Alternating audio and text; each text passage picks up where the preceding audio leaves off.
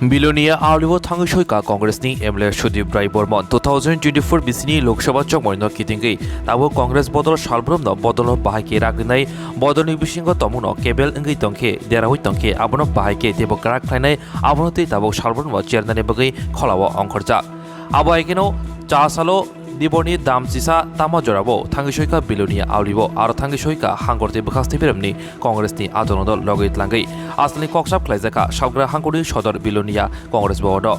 Koktomatron Biskango Kokshap Mani Yagulo Kok Salemani Yagulo Paitago Koktomatron Kokenga Hastio Musha Kerong de Krika Chamuni Bial Shamuni Bial Huber Kleinerogni Shama Hapankri Kefek Mani Chamanbo Haino Shiklaro Tabok Pailaya Holayazak Aboni Bagino Ojungzani Lukurogno Kardani Bagai Lukurok Bai Kaham Halok Shanabai BJP no Mesanani Bagai Tabo Juda Shangbutang Yago Narka Congress Bodol Sukangni Shale Tabo Shalbrum Turuk Rakbari Dogzaki Tonka Obahino Kok Shakabo Asali Pando Boromganang Emil Shudi Raibormono Karibo Manjaka Salgra Hangor Congress ni Kasko Mridul Patari Pradesh Congress ni Committee Adong Bolanar Dor Kasam Monti Monitoriang Bri Congress ni Adong Zig Shampato Khobei Kobuni Adong Rock মুখ্য বিরোধী দল না হলেও এই মুহূর্তে কিন্তু মুখ্য বিরোধী দলের ভূমিকা অবতীর্ণ হয়েছে পাবলিকের ইস্যুগুলো সমস্যাগুলো সরকারের দৃষ্টিতে নেওয়ার এবং সুলভা চাওয়া হচ্ছে সরকারের কাছে সাংগঠনিক তৎপরতা সারা রাজ্যেই চলছে এই কয়েক মাসের মধ্যে আমাদের সাংগঠনিক তৎপরতা সারা রাজ্যে বেড়েছে জেলা সফর ব্লক ভিত্তিক কর্মসূচি রাজনৈতিক কর্মসূচি ছাড়াও রক্তদান বৃক্ষরোপণ ইত্যাদি কংগ্রেস নেতা কর্মীরা হামেশাই চালিয়ে যাচ্ছে আমার আজকের এই সফর বলা চলে প্রদেশ কংগ্রেস মাননীয় সভাপতির নির্দেশ অনুসারেই আজকে এখানে আসা কিছুদিন আগে উনি এসেছিলেন একটু খোঁজখবর নেব যে সংগঠন কোন জায়গায় এসে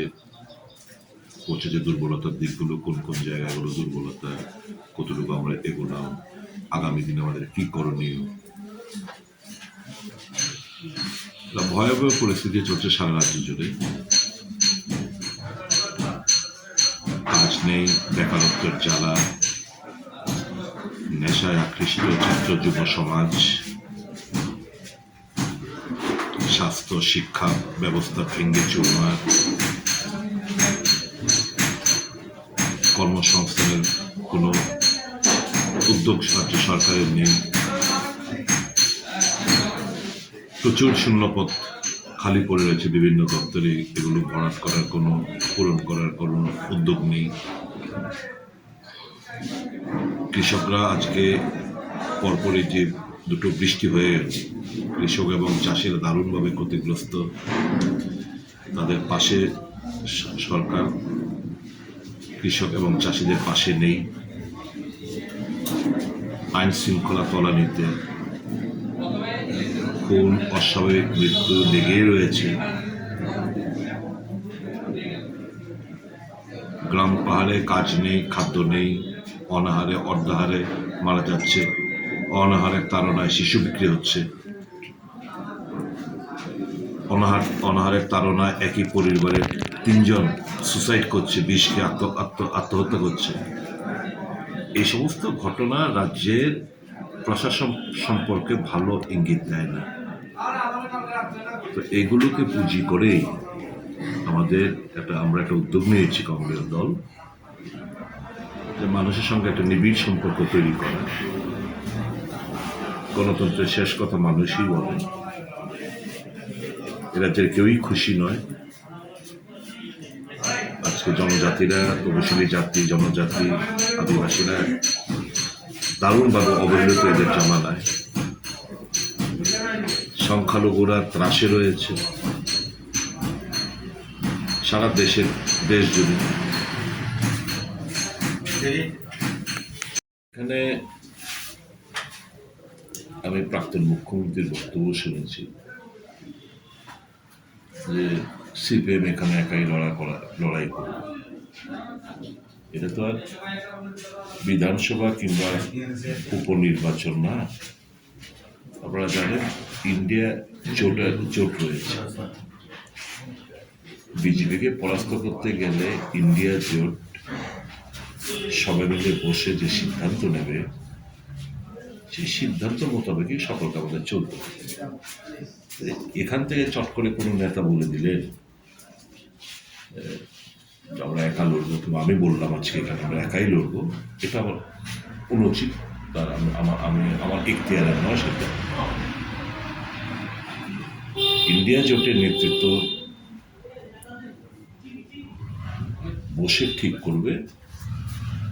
আগামী দিন কর্মসূচি কী হবে, আগামী দিন রণনীতি কী হবে, আগামী দিন অ্যাডজাস্টমেন্ট কী হবে, সিট শেয়ারিং কী হবে না হবে, সেটা যেই নির্দেশই ওখান থেকে নেবে। যদি একটা নির্বাচনের কথা বলে ফাইন, আমরা লড়াই করব। যদি বলে আমরা গত নির্বাচনে 13টা আসনে